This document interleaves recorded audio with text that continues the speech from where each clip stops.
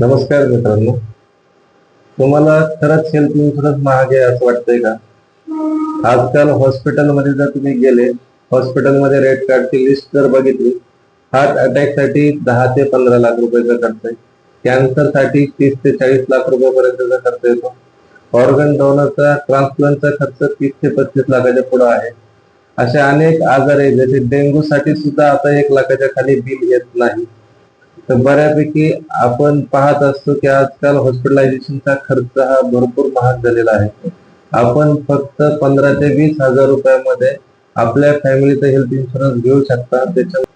आणि आपण लवकरच आपल्या फॅमिलीचा हेल्थ इन्शुरन्स घ्यावा आणि आपली फॅमिली सिक्युअर करावी. मी अजय आगाव, माझा नंबर खाली देत आहे, त्याच्यावरती तुम्ही लवकरात लवकर संपर्क करा. धन्यवाद.